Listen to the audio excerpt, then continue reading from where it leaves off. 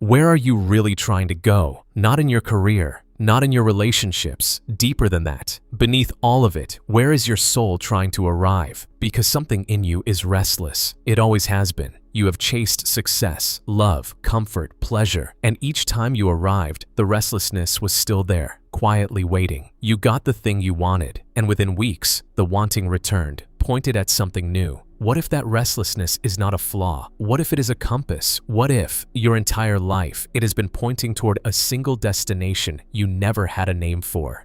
Paramahansa Yogananda had a name for it. He called it enlightenment, self-realization, the remembering of who you truly are. And he taught something radical about it. He said enlightenment is not something you achieve. It is something you uncover. You are not trying to become divine. You already are divine. You have simply forgotten. The entire spiritual path is not a journey of becoming. It is a journey of remembering. Today, we will walk that path together, not as abstract philosophy, but as a map you can actually follow. By the end, you will understand what enlightenment truly is, why you have not reached it yet, and the exact 5 stages Yogananda gave to walk it. Stay with me to the end, because the final stage is the one almost everyone misunderstands. And once you see it, the whole path makes sense. Let's begin with what enlightenment is not.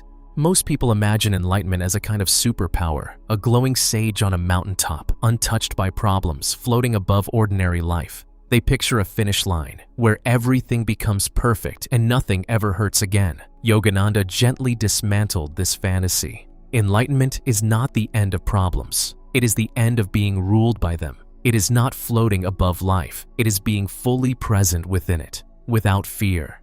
The enlightened soul still feels, still acts, still lives in the world, but it is no longer controlled by the small, frightened self that most people mistake for who they are. And this is the first thing you must understand. There are 2 selves within you.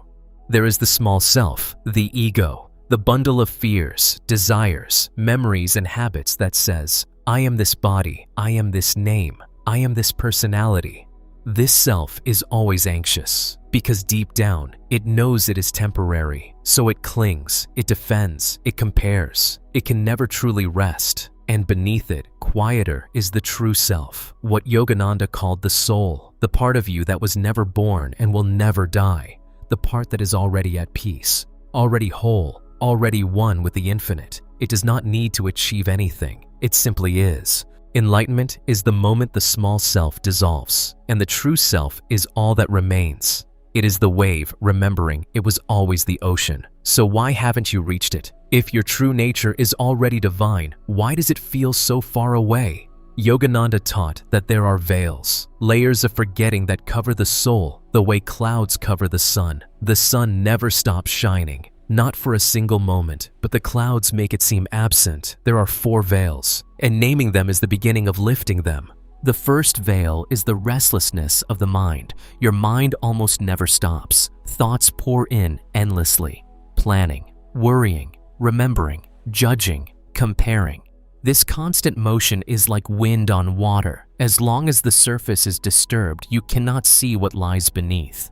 Yogananda said the divine is reflected in a calm mind the way the moon is reflected in a still lake. Stir the water, and the reflection shatters into 1,000 broken pieces. You look down and see only fragments, never the whole. This is why the path must begin with stilling the mind, not to empty it by force, but to let the water settle on its own. The second veil is identification with the body. From your very first breath, you were taught one thing above all. You are this body. When the body is praised, you feel worthy. When it ages, you feel afraid. Every vanity, every craving, every fear of death flows from this single mistaken belief that you are the costume rather than the one wearing it. Yogananda taught a simple correction. You have a body, but you are not the body. You are the awareness that observes it, the one who watches the body grow, change, and tire while remaining itself untouched. The third veil is attachment to the fruits of your actions. You are bound not by what you do, but by your desperate grasping at outcomes. You act, and then you cling to the result, needing it to go a certain way, suffering when it does not. This endless grasping ties you to a wheel that never stops turning. Craving, then disappointment. Craving again, then disappointment again. Yogananda taught a different way. Act fully, with all your heart. Then release your grip on the result. Do your part completely. Surrender the rest. Plant the seed with great care. Then let go of demanding when and how it grows. The fourth veil is the belief in separation. This is the deepest veil of all. The conviction that you are alone, a single, isolated self, cut off from everyone and everything. From this one belief comes all loneliness, all fear, all the exhausting defense of a self that was never truly separate to begin with. Yogananda taught that separation is the great illusion. In truth, you are connected to all of life, to every being, to the very source of existence itself. You were never alone, you only believed you were, and that belief, more than anything else, is what kept you from remembering. Now knowing the four veils, the question becomes practical. How do you lift them? How do you actually walk this path, step by step? Yogananda did not offer vague inspiration. He offered a real progression, 5 stages. The first stage is stillness. Everything begins here. You cannot remember your true nature while your mind is a storm. So first, you learn to be still. Through meditation, you train the restless mind to settle, the way muddy water clears when you simply stop stirring it. Yogananda said even a few minutes of true stillness each day begins to dissolve the first veil. You are not trying to force the mind silent. You are learning to watch it without being swept away. And in that watching, a small space opens. In that space, something deeper begins to be felt. The second stage is concentration. A scattered mind has no power. The same mind, gathered to a single point, becomes capable of extraordinary depth. Yogananda compared it to sunlight. Diffused across a room, it merely warms. Focused through a lens to a single point, it can burn through anything. As you practice, you learn to gather your scattered attention and turn it inward, toward the source of your own awareness. This focused attention is the instrument that pierces the veils.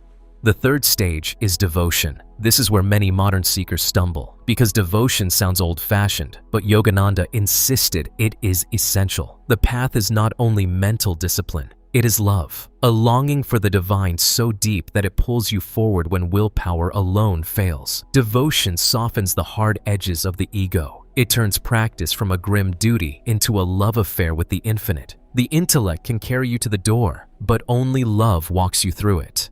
The fourth stage is meditation, deepening into communion. As stillness, concentration, and devotion mature together, meditation stops being something you do. It becomes something you enter. You begin to taste states beyond ordinary thought, moments of profound peace, sudden flashes of a joy that has no external cause, a quiet that feels older than you. Yogananda described these as the soul beginning to remember itself. They are not the goal, but they are signposts, quiet confirmation that the veils are thinning, that you are moving in the right direction.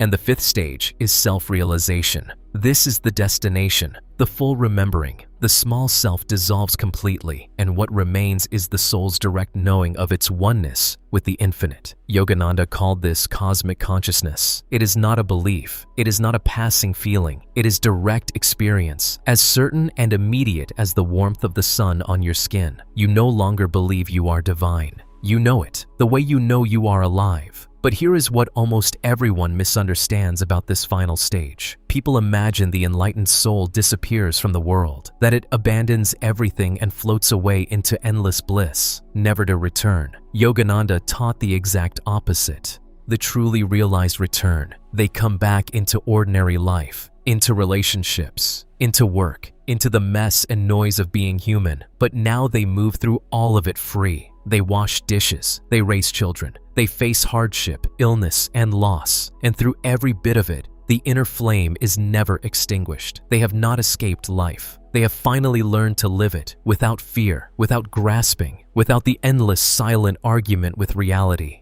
This is the secret of the whole path. You are not climbing away from your life to reach enlightenment. You are climbing into it more fully than you ever dared before. The mountain you have to climb was always the very life you were trying to escape. So what do you do with this starting today? Yogananda did not want admirers. He wanted practitioners. So here is where you begin. Set aside time each day for stillness. It does not need to be long. Begin with a few honest minutes. Sit upright, close your eyes, and simply watch your breath. When thoughts come, and they will, do not fight them. Let them pass like clouds and gently return to the breath. This small act, repeated daily, begins to lift the first veil. Then, throughout your day, practice remembering. When you catch yourself swept away by worry or craving, pause. Silently say, I am not this restless mind. I am not this fearful body. I am the awareness behind them both. I am a wave, and the ocean is my true home. And in your actions, practice surrender. Work with all your heart, then release your grip on the result. Now, let's do a practice together. You can return to this anytime. Find a quiet place. Sit comfortably with your spine straight. Close your eyes. Take several slow,